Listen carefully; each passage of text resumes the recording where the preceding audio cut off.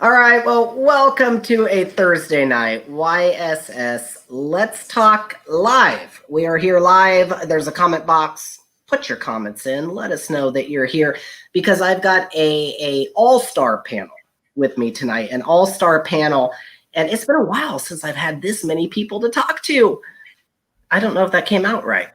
I do have people to talk to, but this many people on YSS Talk Live is exciting because this week, and somebody correct me if I'm wrong, but this is a special week, and I believe it's Child Welfare Service Worker Appreciation Week. Did I get that right? Because that's a big title. Anybody there? Yeah, I think you got it right. Okay, so be a Child Welfare Worker Appreciation Week. If you work anywhere in the child welfare services arena, it is your week, a week to be appreciated. And as a special shout out, again, we have this all-star panel with me tonight to talk about the different programs within child welfare that they work in, respectively. And we have Kelli Noveshen. She is our advocacy program coordinator with YSS. We have Sarah Wiedenhoeft. She is our foster care adoption manager. Emily I want to pronounce I'm telling you now, Rebollozo. Yeah, in Spanish. Not right? Rebollozo. In Spanish, but we typically just say Rebollozo. Yeah, you're not wrong. I took 2 years of Spanish in college, and I still can't speak Spanish, but I tried to. That's all right. And then we have Terry Bailey, which is our AMP program support. And Terry is technically retired, but we cannot and we do not want to get rid of you. I can't get on. Okay, and we love it. We love it. And looking through all of your guys' biography, I don't know if you know this or not, but between all of us, we have like 90 years of experience. Wow. in child welfare. So this is an awesome panel. My name's Rusty Johnson. I am a YSS prevention specialist and also a foster youth alumni. So I was raised in the Iowa foster care system. So I am really excited to be here talking with the folks that actually serve in child welfare in one arena or another. So let's get right to it here. Kelli, can I come to you first? And as the advocacy program coordinator, can you talk a little bit about what you do, your program, what it's all about, the values, et cetera, et cetera? I mean, fill us all in.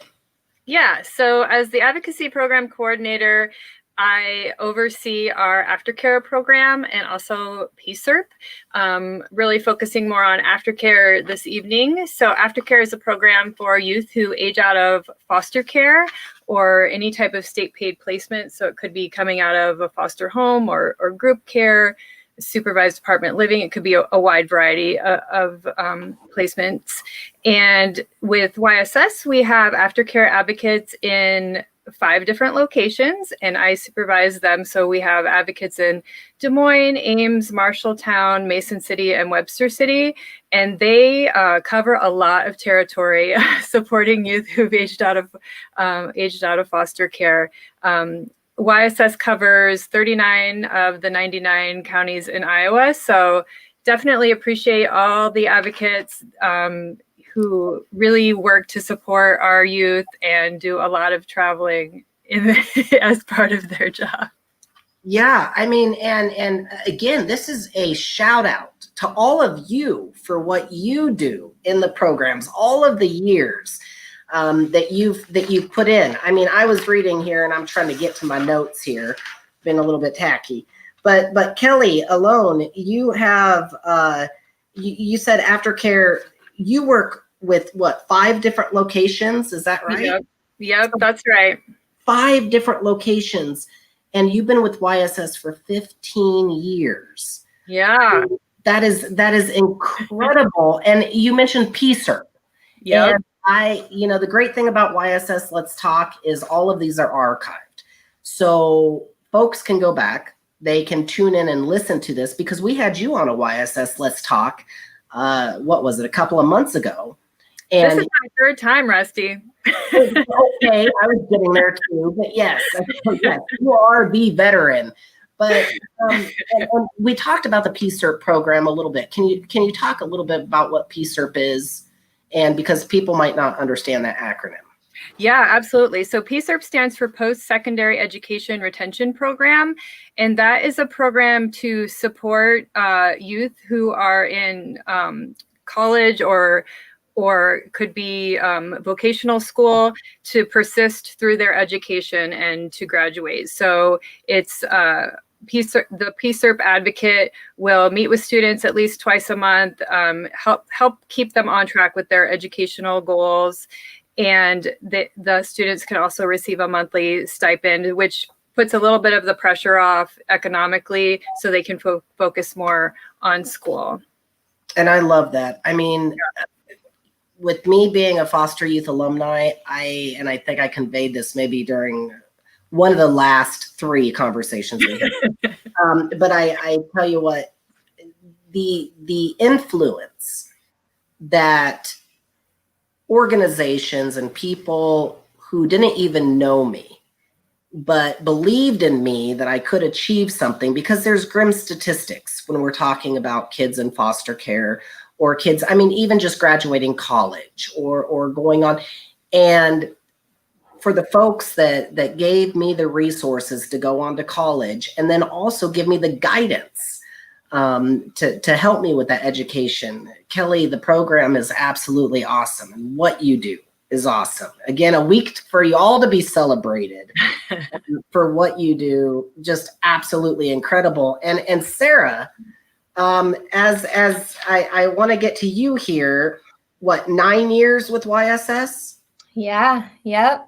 9 years with YSS, and you supervise foster care adoption caseworkers, and you also train foster care adoptive workers. Is that right too? So I think you had Bambi Schrader on one of the lives. So she talked a little bit about kind of what that front end process looks like. But I do train potential families going through. Wow. There's a 10-week required course that all foster and adoptive families have to go through before they can be licensed in the state of Iowa. So I train those courses. Those are usually in the evenings after the normal business hours are over. So, and as a foster care adoption manager, talk about your program. What do you do? I mean, again, this is exciting because we've got so many different sectors of what happens with YSS and kind of our joint folks that we work with too. So talk about what you bring and your program. Yeah. And it's so cool to be on here because, I mean, I work with Kelli and Terry and Emily so much, on a regular basis. So it's neat that we're all kind of able to be on here together because we really, we count on one another so much too, just within our day-to-day jobs as well. So our caseworkers that are working in foster care and adoption, they are complete rock stars. And I'm telling them all the time how hard of a job it is that they're doing and how much we appreciate them. So as the supervisor, YSS is a subcontractor to the RRTS contract, which stands for Recruitment, Retention, Training, and Support. So our foster care and adoption caseworkers are doing just that. They're recruiting foster families, they're retaining them, they're training them, and they're supporting them. So every day is kind of different in the foster care world. We've got caseworkers who are writing initial home studies for families going through the process. We've got caseworkers working on referrals for children who need to be placed into foster homes. And then just, providing that support. A lot of our foster families, are just people that want to do, good things. And so oftentimes they just need somebody to talk to and vent to. And that's exactly what our caseworkers do. So. Oh, that is awesome. That is awesome. And how, if you don't mind me asking, how many, and I don't know if you know this answer or not, maybe a curveball question, how many folks do you have working or working for you? Yeah, so the RRTS contract, so Four Oaks Family Connections holds the contract in 4 out of the 5 service areas. So like I said, YSS is a subcontractor. So I supervise a team of 7 people, but then, we've got 18 caseworkers in our service area and about the same amount in every other service area, give or take a few. So. Okay, so quite the team. Quite the team. Yes. So that is awesome. Okay, well, Emily, we have Emily Rebollozo or Rebollozo, if I can put those L's together, and she is our CWES program director. And if you don't mind, I'd like for you to explain what CWES is, and the program and. Yeah, so that is Child Welfare Emergency Services. So a lot of times you'll just hear that as CWES. We love we do love our acronyms, and working 11 years in different multiple programs with YSS. You know the acronyms, and you're skilled at it. So with you being as skilled as you are, let's talk about what your field, what you bring here in this, and again. To you too, congratulations on this week. All for you. Thank you. So Child Welfare Emergency Services, so shelter care. With YSS, we do have shelter in Mason City. It's our Francis Lauer shelter. And then we have a shelter in Ames, which is called Rosedale. And so there we have the kind of 2 different shelters. They're run very similar, just in different parts of Iowa. And so we see kids for a multitude of reasons, and we have an array of services. We kind of just keep growing in our services as we need to just meet the needs of youth and their families. So we do take kids for court order placements from the Iowa Department of Human Services and Juvenile Court Services. And those kids come for, again, a lot of different reasons. It can be maybe they're struggling with behaviors or some mental health themselves, or it could be some maybe things going on within the home where the child just needs to be removed for a while. Or they're waiting for a foster home. So again, how Sarah said, we kind of all work together. That's kind of like we have them in and we're waiting, and then Sarah's trying to get them out with her workers. And so it's just kind of back and forth with some of those kids. We also serve truly homeless. So like if a youth was truly homeless, we encourage you just to come to our door and knock, call, whatever, or get in touch with us. We will help serve you and get you connected to services. We also work with parents in this community. So we will do what we call a parent placement, and we'll have the kid come in and work directly with the family and the child to create safety plans and do mediations to kind of say, what is the crisis and how can we help support you to have you go back home? And with that, kind of evolved this new crisis stabilization program. Mason City location has been rocking it for a year. And so we just got it kind of started and going here in Ames. But that is in partnership with our outpatient at YSS.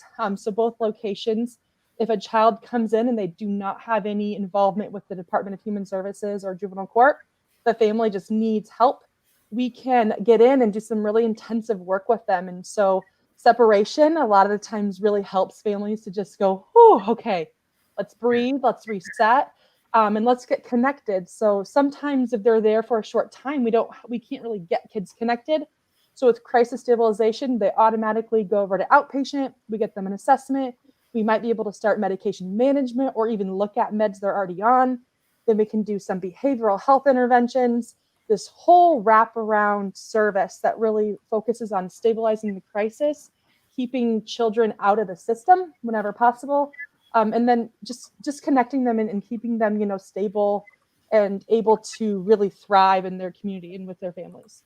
And I love this. I mean, we have, like you just said, wraparound, but we really do have a true wraparound team right here on YSS Let's Talk, kind of this community village effort where everybody works with each other, ultimately all in 100% best interest of whatever that is for the kid, for the youth. And that it's exciting to hear about all these different programs. And just Emily, as you were talking about, with medication management or with something like that, we also have with YSS the entire mental health side of things that we can work with and that we can pull with. We have the partnerships like Sarah was talking about with Four Oaks. And I also know we work with LSI. We work with all of these, kind of that bridge. And then we also empower the youth to talk out and to be leaderships and in that leadership position. And I also have got to say, I've got to give props because I know that a couple of you here, again, doing my little detective research, knowing that we have a couple of also foster parents. So actually being foster, so not only do you work in the field, but then at home, you also have that kind of moral drive. I guess that's what I would call it. And so Emily, you're a foster parent, is that right? Yes, we are. My wife and I are actually enhanced foster parents. So that's, it comes with a little bit more training that you have to go through, but it's kids that are a little bit maybe harder to place or coming out of more group cares or PMICs or stuff like that. And so we really just have this passion for teens, the little older kids, because a lot of times we do hear, I want a baby, and it's rare. That's not, what's always going on. And we just connect with teens. And so when Sarah said that those foster care workers are there to vent, we vent. And even, both professionals in the field, we vent to our foster care worker a lot. She's always there at any time, I swear, which maybe we shouldn't, but any time if we need just to say, or help or this question, she answers it. So yeah, we definitely see both sides. And even professionals or people that are really trained, it's hard for parents that maybe aren't, or foster care parents are just getting into it. Like, just being a parent is hard. And so having that support is amazing. But what a unique insight. Yeah. And everybody on this panel, you're blowing my mind. Just what an asset you are to the team. And again, I don't know. Am I the only foster youth alumni? Was anybody else raised in foster care here? Yay! Finally, I get to claim my turf and say thank you all for what you do as a former foster youth and child that was ultimately raised in Iowa, raised in multiple placements all over the place, and what you do. But it takes all of you, and it takes all of these different programs. And the professional and the personal insight, because I know now we're getting to, oh yes, Terry Bailey. And she is a legend in her own right. And Terry Bailey, in many other people's mind, you are a legend as well. And Terry, you foster parent for, did I read that right, 30 years? Yeah, 30 years, yeah. I was a foster parent. And I also like teenagers too. Oh my, and that is so, and I used to train foster adoptive parents for years and years. And it is, you're right, Emily, when they said, so many do want babies. They want, that's what, but it takes some unique folks, but trained folks, but also folks that just have that kind of, what do you want to say? Kind of a unique calling to do the teenagers and the adolescents. And I can't commend Emily and Terry enough. For taking in the kids that are teenagers like I was. We have so many teens that age out of foster care that unfortunately are never adopted because they're teenagers, they're aging out. And I think that is incredible what you do. And Terry, you also work with a lot of teenagers in your program. And you are actually the AMP program support now. And AMP, I'll go ahead and say it because I know all about AMP. Oh, you just wait here. All right. So yes, I just got my AMP shirt. Do you see that? Hey. That's one shirt. Oh no, we're not done yet. Oh, I got one of those too. Stop it. Don't steal my shirt. I love the orange. And then I also got this, my hoodie. Oh, wow. Okay, Check that out. I am amping out. You're right. You're amplified. I am amplified. You're right. So achieving maximum potential. So Terry, you've been involved with AMP since the very, very beginning, actually ultimately helped steer it and help, so talk about AMP. What is it that you do in your program?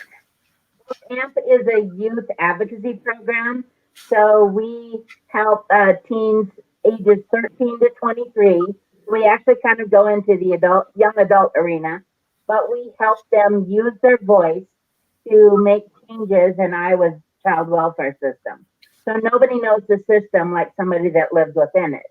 So that's what's amazing is we empower them to make changes, generate ideas of how to make the system better for those in it or those coming out of it. And we teach life skills. We do that whole supportive adult youth relationship. We teach all kinds of things that youth need to be able to live on their own. We serve youth in foster care, adopted from foster care, actually anybody that's ever lived in an out-of-home placement. So that could be if you live in a guardianship relationship, if you live with a significant, what do they call it? Sarah, what do they call it?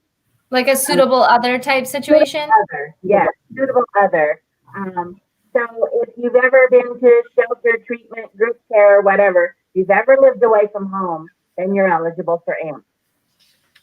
Wow. Okay. So it does deal with foster youth or foster youth alumni. Correct. Correct. Okay. And one thing, I mean, Terry, I don't think I've ever told you this, but I had the chance to sit down with former director of Department of Human Services, Jerry Foxhoven, and I was sitting across from his desk, and I was talking with him, and seriously, for probably the first 5-10 minutes, it was amp this, amp that, amp. And I was like, I know amp too, I know, and I was all excited. And he was talking though about the influence that AMP has had with the legislature and be it laws and be it with, do you mind talking just a bit about that? Like what has been the impact that these voices of youth who have been through the system or are going through the system, what has been the impact that has had with legislators and other leaders throughout the state? Well, since 2006, we've passed 36 laws in the state of Iowa. So I don't know if anybody knows what it's like to pass a law in government, but that's not an easy task. One of the first ones that we passed had to do with aftercare. So it was the PAL program, Preparation for Adult Living. Some of the things that we've influenced is youth can now have their medical insurance until they're age 26. They get their birth certificate, their social security card when they leave the system. Last year, we passed a law that allows youth who are in that guardian relationship to actually access aftercare. You don't have to be in an actual foster care to age out to qualify for it. So if you're living with a relative or a suitable other, you're eligible for aftercare now. This is, and all because of empowering these youth and if I may say, teaching them and guiding them with the skills they need, and that they've also received through Emily, Kelli, and Sarah's program, kind of this roundabout way. And then with your program, Terry, giving them kind of the platform to go out. None of this would have been possible. I hope you realize that, Emily and Kelli and Sarah, none of that would have been possible without your programs, probably. To really empower them to now really make a difference. And that's what made a difference in my life. I was bit by that little leadership bug, and somebody told me, wait, you have a voice and it matters. And if it wasn't for the caseworkers that I had, if it wasn't for the people that were in my life that kind of supported me, those education coaches that I had that were probably in Kelly's program, I mean, it just incredible. So, okay, let me go to my next question here that I have, which is, since it's Child Welfare Services Appreciation Week, talk about some of the talents that you have in your department. what are some of the talents that make it unique? And I'm going to throw this out to anybody. So start thinking about who wants to answer first here. But what are some of the talents, the gifts that your program maybe even uniquely brings? I can start. Go ahead. Yeah. I would say some of the talents that my team have are, they have to be creative to meet the needs of these young adults, flexible, patient, smart, understanding, compassionate. I could go on and on. They have to like to drive. I mentioned the travel earlier, but no, working with these transition age youth who have aged out of foster care, it's very rewarding, but it's also very challenging. So just to have a lot of patience and resourcefulness, and just have a heart for seeing these youth get on a good path in life and move to self-sufficiency. Can I personally shout out to my team? Can I give their name real quick?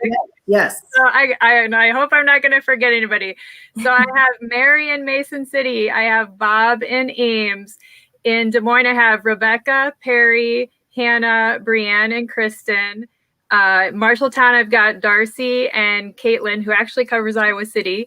And then Webster City, I've got Shelby, Carmen, and Belinda. And we have a liaison at the state training school, Ralph, and my PSERP advocate is Mike. So I got to give a shout out to my whole team. They're awesome. We appreciate you. And all of those qualities that Kelli was just talking about, all those creative, smart, all would not be possible without all those that you just mentioned. Right. So what about Sarah, Emily, Terry? Any attributes, qualities that you think is important that play a role? I would agree with a lot of those. Working with youth is challenging. I mean, it is, because they're trying to figure out kind of just themselves, and going through development is hard. And then you add in trauma and mental health and all these things, especially right now, COVID, and the kind of impact that's had on just youth in school and everything. And so a lot of that understanding and flexibility, and I just can't say enough about direct care workers. I did that when I first started a little over 11 years ago. And it is hard. I mean, you work those late hours, which is already a challenge. And then typically you're in college, and then you're now in the pandemic, and you're half online and half here, half there. And then you come, and now you're just getting all the secondary trauma from kids that don't want to be there typically. And I don't blame them, because kids want to be in homes, and that's where they should be. And so it's hard. It's super hard work. And so just that resilience that they have, even today, we had a youth get, a little frustrated with where he was going and what's going on in his life. And he kind of had some behavioral issues. And right after that, he was like, "Are you guys mad at me?" And all of the staff just gave him fist bumps. And we said, "We're moved on. Are you moved on?" And, he got a big smile. He's like, "Yeah." He's like, "We're going to forget about all of that I just did." And we were like, "Yeah, you had a moment, you talked about it, you moved forward, you used a coping skill the right way eventually.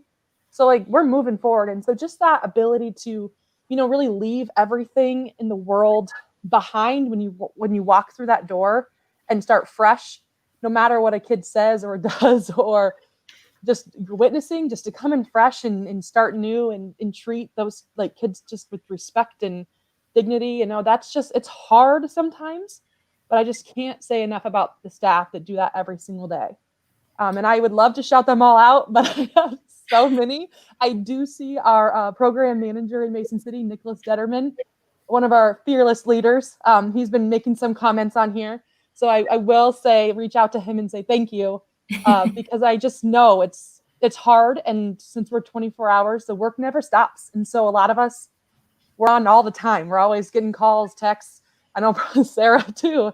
And so I can't say enough of just that continued flexibility and just dedication.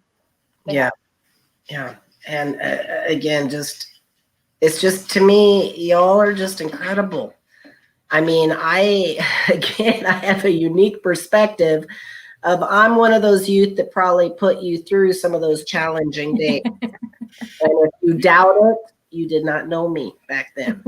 But I'd like to think I turned out fairly well. And again, big in part because of all of you, all of your staff, all of those who work with you, and those qualities that we're talking about. So any other qualities that you think really stand out? Because we might have some folks that are listening to this that think, you know what, I really like what they're talking about.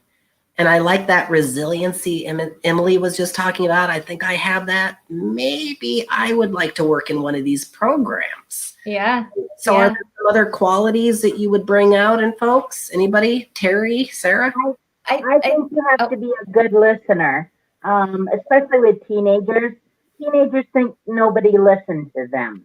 And when you're a good listener and you can be non-judgmental and just be that solid support whenever they need it. I know as far as AMP, people text me at all times of the day. And I'm one of those crazy people that I'm sometimes up at 2 or 3 o'clock in the morning. And if I'm up, I'll text back and they're like, oh my gosh, I can't believe you're still up. And, otherwise I'll get to them the next day. But just to know that we're a resource for them and they can count on us is so rewarding, because I get the aspect of seeing them as a young person and then also seeing them as a young adult. And it's just like you watch the change over the years, and then you sit and you laugh and you're like, oh my gosh, do you remember the first time you came into an AMP meeting? How weird you were. And now you're such an amazing person. You're a parent. And I'm so proud of you. Look at what you've done. Look how resilient you are. And I think through all of our programs, there's a healing. When you get that adult-youth relationship, youth can heal a lot of their trauma because they have somebody to count on and somebody to be there. Yeah, absolutely. Yeah. And Terry, real quick, is there anybody, since we're kind of doing shout outs here, anybody you want to give a shout out to or with the program? I mean, my goodness, with AMP, there's so many too. So many. I definitely want to give a shout out to Taylor, because she's the one taking over my job. And I feel it's going to take me a year to train her, but God love her. She's hanging in there, and she's all about enthusiasm, and she's got the youngness that I don't have anymore. So, and also Ruth Phillips, or Ruth Buckles, I'm sorry. She is our fearless leader, and she has been there through thick or thin, a foster parent herself for 30 years. So she definitely has been that rock that has held us together. Yeah, well, there you go. And boy, Taylor's got some big shoes to fill. No pressure, Taylor. No pressure if you're listening. But okay, so Sarah, so yes. I know you had some things that you wanted to say, maybe some qualities you think that, yeah. Yeah, I mean, I think I echo what everyone else said. Compassion, that's huge. Another one that comes to mind with our caseworkers, we're problem solvers. Every day is so different, working in foster care. And, my caseworkers are pulled, sometimes 15, 20 directions, different directions in one day. And so a lot of times we've got to think outside the box. We've got to think about, we're kind of, we're dealing with lots of crises throughout the day. And so we're problem solving, maybe this foster child isn't being successful in this foster home. Where can we go from there? Can we call another foster home and see if they can just help with respite for a few days to give some relief, So we're a really good team when it comes to that. And we're big problem solvers is kind of the other one that comes to mind. But everything else that everyone else has said, they got to like to drive. Our caseworkers drive a lot of windshield time. But compassion and empathy and good listeners, all those things. But I echo what everyone else said about that. As far as shout outs go, I would not be where I am today without Bambi Schrader and Terry Johansson. So those are my shout outs. They've taught me pretty much everything that I know. And I'm grateful that they gave me the opportunity 9 years ago to start, and they did something right because I haven't left. So, well, you've been bit by the bug, Yeah. And I listened to. I also have got to give a shout out here to a big advocate in the community who has supported YSS since its very start, still supports, and that is Mel from Mel in the Morning. And this gentleman, every single Wednesday, interviews a YSS staff, and Terry Johansson was actually on this last Wednesday. And I hope you all know, I don't know if you listened, but I hope you all know what she said about you. And the impact that you've had on her, but how much she just kind of lives through you. And truly just the accolades and everything. And a huge shout out to Mel and all Mel does. And he truly believes in each of the programs that you work in. And again, this is a big love fest, right? This is a big kudos to everybody. And we're talking with YSS and the YS programs and those that we work with. But this is a huge shout out to everybody who works in the child welfare arena. Because like you said, it's not an easy job. And it does take a special type of people to work in this field. What I find interesting is a lot of the people, though, like y'all, once you start working in it, you don't leave. You because it is truly a special niche. Hey, if folks want to find out more about this, you can go to www.yss.org. And you can check out a lot of these programs that we're talking about, all the programs that we have the champions here on. You can also find out about different careers, be it the, I think we said the inpatient services, the outpatient services, the mental health, maybe in classroom services. My goodness, what am I missing, y'all? Why am I talking? Y'all know what you're talking about too. I mean, what other field? Mentoring. Yeah. What other stuff? We do it all. We do it all. I mean, it's just too much. I mean, it's not too much by any means, but there's so much stuff. So go to www.yss.org and check that out. Another thing I love about YSS, when I first started with YSS, they really, really, really emphasized our core values. And well, let me ask one of you, what are our core values with YSS? Shout them out to me. Compassion. Compassion. Collaboration. Collaboration. Mm-hmm. Can-do spirit. Commitment. Commitment. Commitment. Okay. Integrity. What is it? Integrity. Yep. Integrity. And innovation. Integrity and innovation. I mean, that is something that every employee at YSS knows. Not only hung up on the walls, but it's also something we truly believe. Because every single one of those, everyone is echoed in every program that we're talking about tonight and that we're highlighting tonight. So let me ask this here. Terry, can you talk to me a little bit about collaboration within AMP? Oh yeah, that's one of the things I love most about YSS. AMP collaborates first with Sarah, foster care and adoption. Any teenager that happens to be in foster care or adopted from foster care, she can talk to the parents about, hey, we have this program for teenagers. I think your youth would really enjoy it. AMP talks to the YSS shelter, Rosedale and Ames.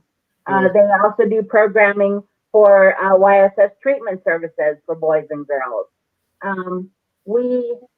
Because we start with teens, when our youth age out of foster care, we would move right into aftercare. So we bring Kelli's people in to talk to our teenagers about aftercare to help give them a resource when they leave care that they can go right into this supportive service.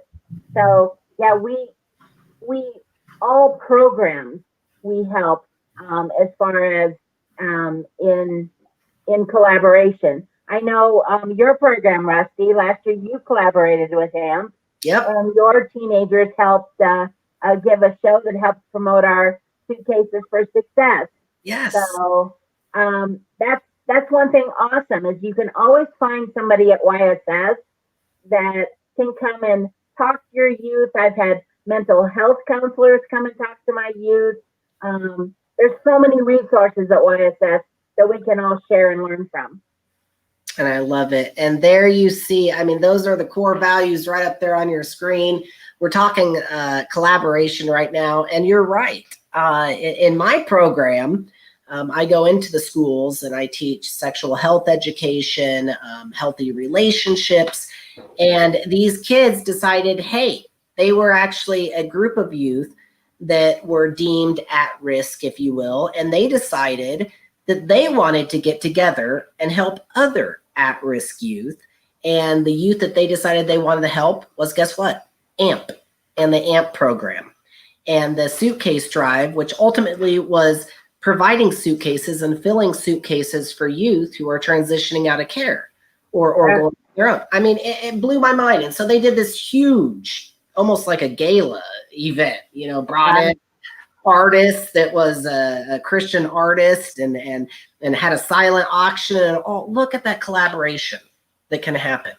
I mean, so absolutely. Okay. So we also have AMP come and talk to our prospective parents during foster care classes as well. So we have an AMP panel one of the weeks, and we try to bring a couple of teens in, and usually Terry or somebody else comes and talks about the program. So that's just another way that we incorporate that within the courses when people are going through to become foster parents. So again, I go back to this cycle. It's just a big cycle. It's like a wheel. I mean, all of this. Yeah. And so Kelli, let me ask you, I'm going to throw the commitment on you. So what do you think about our value of commitment? How is that fulfilled through your program and through what we do? Well, I think commitment, we can see it on this panel because we have four people on this panel who have been with YSS for a long time. We're very committed to the organization, but as a whole, the organization and aftercare, we are committed to putting kids first and helping them succeed, helping them figure out what do you want from your life and how can I help you achieve your dreams and goals, giving them hope for the future. You know, commitment, I think anybody who stays with YSS for any length of time, you are committed to, you know, our mission of making people's lives better. You know, what better reward is there in life than working towards helping, you know, youth and families just have a better future? It's awesome. I could not have said it better. Could not. And that's why I think you can't feel better about what you do. At least I can't, knowing, and for people that are listening to this, they know the impact that y'all have. And I don't know how anybody could not in one way or another want to be a part of this. You know, and there's so many different ways you could be a part of it. So talking maybe a little bit, Emily, with I'm coming to you here and talking about your can-do spirit. So that can-do spirit value, how is that fulfilled, or how can people get a part of that? Yeah, I think in direct care, you have to have the can-do spirit, because I always say when I hire someone and kind of go through the initial, like, here's the rules, here's the whatever, you know, for joining the job, I always say, I wish I could hand you a book and say what's going to happen today, but I have no clue what's going to happen because every day is different. And so just really embracing that and just being flexible and understanding and really positive in your approach. Every week we have staff meetings where we kind of just go over the case, and we're really always focused on the positives. So we really take maybe some of the behaviors that a child's having, and we say, okay, well, what are the positives that they're doing within that behavior? How can we help use that behavior to do something more positive? And so it's really just like, how do we do this? And talking about Terry Johansson, she's always kind of just said to us, serve the kid. That's the motto, serve the kid. So it's never really like, can we do something? It's always like, how do we do something? Like, how do we do it to the best of our ability to help them? And just that flexibility, solution focus is just very, oh, sorry about that. I'm having I'm looped into the Rosedale phone, so now it's coming through my phone. If you heard that, always on call, I guess. But yes, can do. I know. I'm on call this week too, and my phone was ringing like 2 minutes before we went on. I'm like, I gotta silence it. And it's probably when you do like go through an interview and you say what's your weakness, that's probably that can do, because we just always do. You just want to give, and that's really, I feel like, what kind of just speaks shelter. Yeah. Again, and that was a prime example right there. Mm-hmm. It takes special folks, but these are the folks that we have right around here, and so many others. So Sarah, what about innovation? Yeah, I mean, I feel like I kind of touched on it when I said, our caseworkers are problem solvers, but when I think of innovation, I think about, we're constantly, as caseworkers, we're constantly trying to, help out our families by, resolving conflict and, thinking outside the box. Like I said before, where every day is different in our jobs. And our caseworkers, are constantly, trying to keep things at bay for our foster families, while also recognizing that emergencies and crises, do happen. And so, just kind of making sure that, they can deal with those crises and problem solving and working together as a team. Yeah, no. And I mean, and then we have integrity and compassion left. And I what do you say? I mean, that's so none of this, all of this, I should say, is 100% in each of these categories of commitment, of integrity, collaboration, can-do spirit.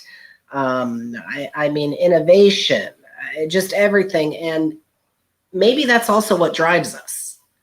I think maybe that's what really drives us to do what we do. So again, if you're tuning in right now, we are in celebration of child welfare service workers, highlighting these grand people here. Kelli, Sarah, Emily, Terry, and all of the people who truly make a difference in others' lives. I want to get to some comments because this is exciting. Guess what? We have people commenting. And I don't want to keep this going for much longer because we could chat all night long because I'm having a ball. This is just great. Now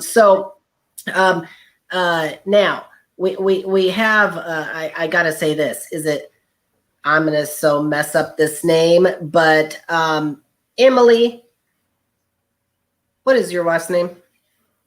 Oh, her name's actually Priscilla, but she has to do that for her job sometimes. It's harder to find. So that's her. Okay. We had to have a shout out. There we go, right there. I mean, that just cracked me up. I was like, I'm not saying it. No. Yes. It's Priscilla. and we have Kelli is the best boss ever. I hope you appreciate that, Kelli. I do appreciate that. So yes, that says a lot. We have Nicholas here. Child welfare is an amazingly hardworking division that supports a wide variety of youth, and it's essential for a lot of youth that would be lost in the system without you and your staff. So keep up the great work, child welfare. He's the great work. That's our program manager in Mason City for our shelter. Oh, really? So he is the great work. Yes. And I love it because look what shirt I wore today too. Yes. You see that all? So I can't turn it on the camera, but yes, you're essential because you all are so essential in the work. This could not happen without you and everybody that you work with, everybody you train, everybody who trains you. Again, it's that cycle that we're talking about. Debbie here says that you're all amazing. Go, Sarah. And thank you for all that you do.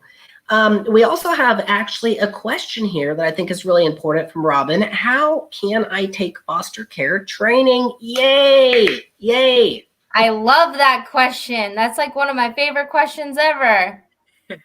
So I think we're going to share the links. I don't know if we can get them up right now, Rusty, but there's a couple of different ways. But if you check out iowafosterandadoption.org, it will take you directly to the link. There's a link right up at the top that says prospective foster families, and it'll walk you through. The first step is to do an inquiry online, and then we will have someone local contact you and let you know about when we have upcoming classes in your area, and you can kind of go from there. It's about a 3 to 6 month waiting period right now to get into class, just depending on where you're located. I don't know where you're directly located at, but if you just go online and submit the inquiry, we'll be in touch with you, and we'll go from there. Okay, so and we have a lot of other resources up there too, with all the different programs that we're talking about. And again, all of this you can ultimately find on www.yss.org. And if you have any questions too, you can call YSS.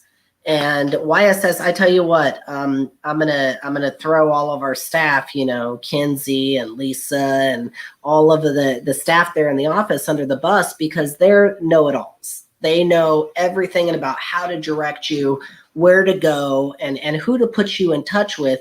And again, the thing I love, going back to that collaboration with YSS, is we do collaborate with about everybody. I don't think there's anybody we don't collaborate with. So we definitely would know where to or who to put you in touch with and where to guide you there. So great question, Robin. And I also have to say from Nicholas here, he also said AMP is amazing. Aww. Kids love it.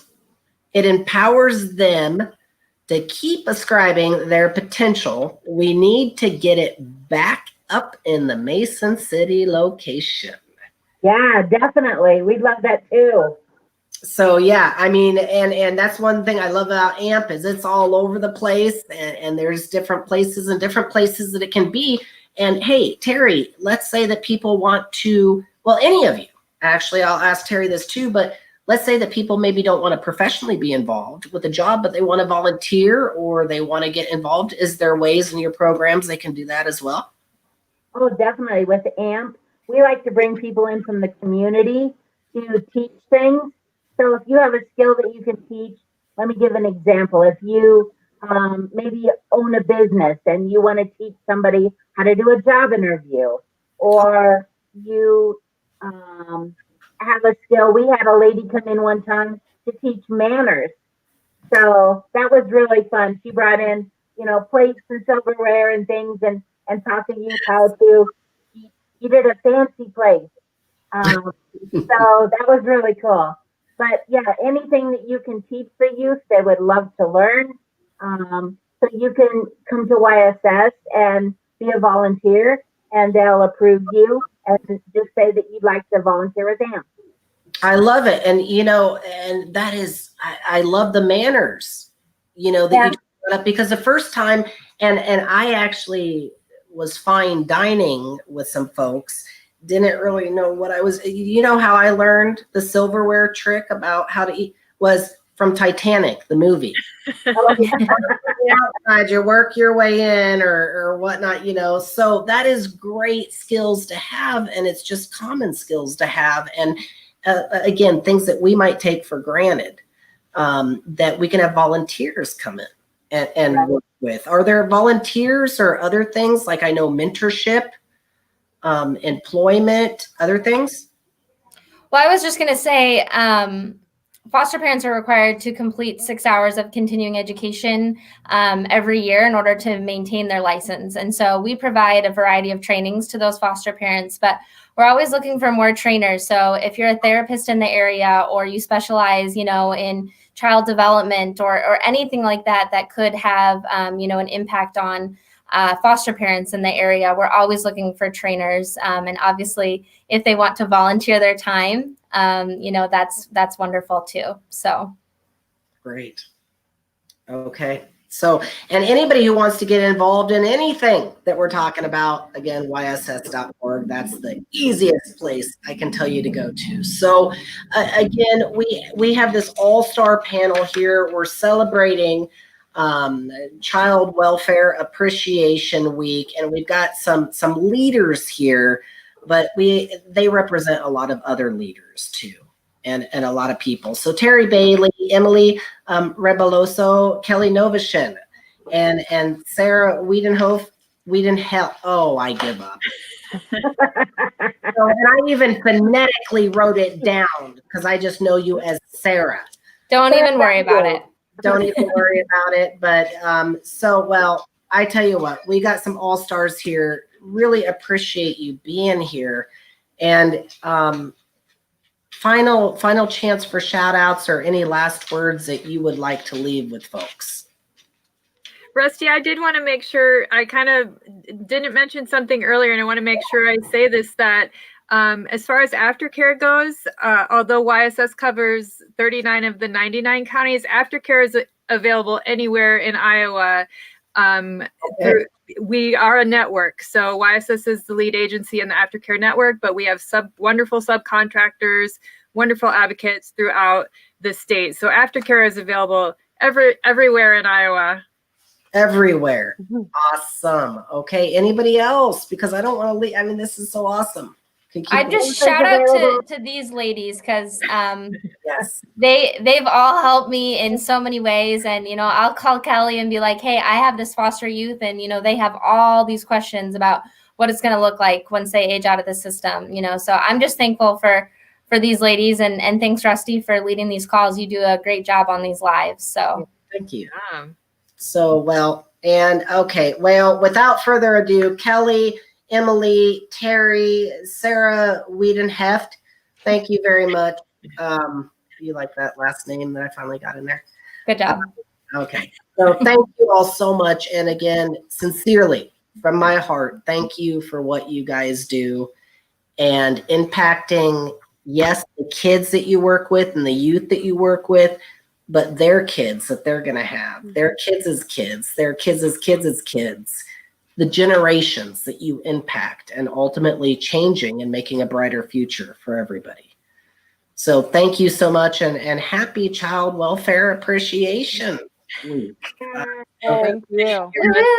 And again, a big shout out to all those involved in child welfare, and Terry Johansson. I heard her name brought up. She is a leader. She truly is a leader in the field. Could not be with us tonight. But thank you, Terry, and thank you for all that you do. And again, thank you to YSS. So next week on YSS, Let's Talk, I'm going to be talking with a good friend of mine, Kellyanne Kennel. We work actually together under the same department. So I'm good friends with Kelli. And we're going to be talking about Teen Club. This is exciting and great opportunity for everybody listening to be involved with Teen Club. So we'll be talking about Teen Club, maybe a little bit about Kids Club too. Another YSS program, and just ways you can get involved, and ways that you can, well, I guess maybe things that you can share for others to get involved as well. Speaking of sharing, if you like this video or you think others need to listen to it, please share this video. Get this information out there. Lots of programs, lots of ways for people to become a part of the circle, this team that we've been talking about tonight. So again, Sarah, thank you. Kelli, thank you. Terry, thank you. Emily, thank you so much. And Matt, behind the scenes, thank you. Good job, Matt. Good job, Matt. So, all right, y'all have a great night, and we'll see you next Thursday on YSS Let's Talk.